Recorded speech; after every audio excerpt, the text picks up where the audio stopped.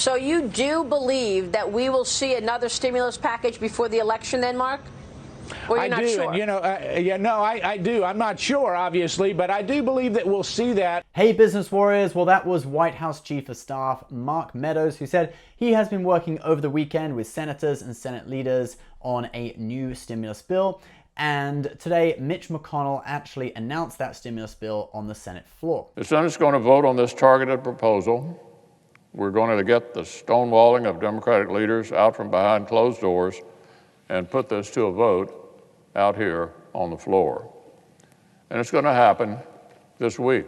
And yeah, so he wants a vote on it this week. I would say, though, this only really counts as an opening shot in the negotiations because it is a scaled down bill, or what they call a skinny bill. It's even smaller than the HEALS Act that they released a while back, only about $500 billion worth of spending. But White House Chief of Staff Mark Meadows is actually optimistic about it. I tell you, there is a groundswell of support among rank and file Democrats and Republicans to suggest that there's some kind of compromise. Listen, when we look at enhanced unemployment, when we look at what we can do for schools, when we look at what we can do for those small businesses and direct stimulus checks, I think there's broad scale agreement on that. And right now, the thing that's the stumbling block is aid to state and local government. To be honest, that's more optimistic than I would be. Nancy Pelosi immediately came out and said this about the proposal today. Mitch McConnell has this pathetic bill, which is half of what the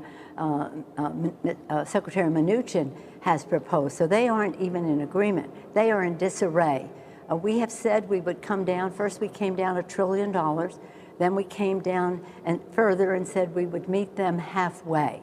A pathetic bill, pretty harsh, but to be fair, she did actually go on and kind of say that there was some room for negotiation. So hopefully we will see them negotiating. Now, one of the major sticking points with this has been that the Democrats want funding for state and local governments that have been impacted by the pandemic. Now, Mark Meadows says that the shortfall for state and local governments caused by lower tax revenues and also increased spending due to the coronavirus is only $275 billion, but the Democrats want about $1 trillion for state and local governments. So there's kind of a little bit of a disparity there, and why are they asking for all this extra money? It's not really clear. Anyway, you may be wondering what is in this new bill.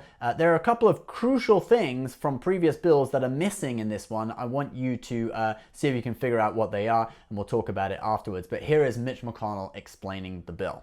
Today, we're releasing a targeted proposal that focuses on several of the most urgent aspects of this crisis, issues where bipartisanship should be especially possible.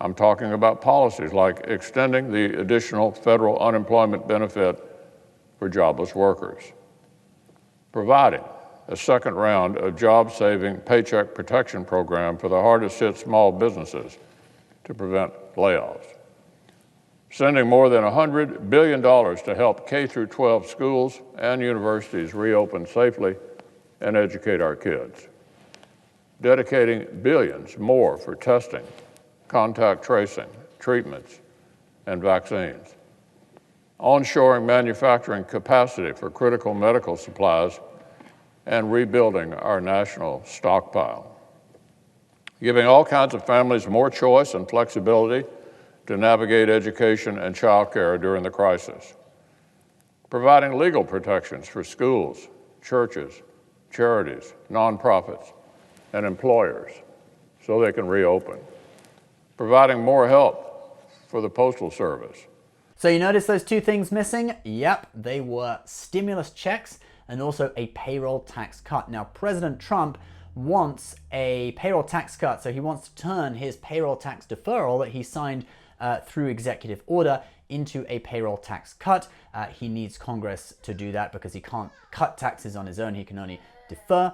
Then also, as for second stimulus checks, there is actually apparently $300 billion left over from the CARES Act, according to Trump, and he wants to use that money to give a second round of direct stimulus checks to Americans, but he needs Congress's approval for that as well. Now, that doesn't appear to be in this bill, but you know, we'll have to wait and see what happens with all the negotiations, etc. Anyway, guys, that is the update. We can assume that there will be a vote on this in the Senate this week. However, they do need 60 votes to break the Democratic filibuster, so I don't think it's really that likely that this will pass in its current form. But yeah, it'll kickstart the negotiations anyway. But what do you guys think? Can they do it before the election? I don't know. Let me know what you think in the comments below. And also, if you want 2 free stocks for opening a brokerage account and funding it with $100 with Webull, link for that is in the description below. It's a great brokerage app, better than Robinhood in my opinion. As always, please subscribe if you are new. We'll see you guys next time. Bye-bye.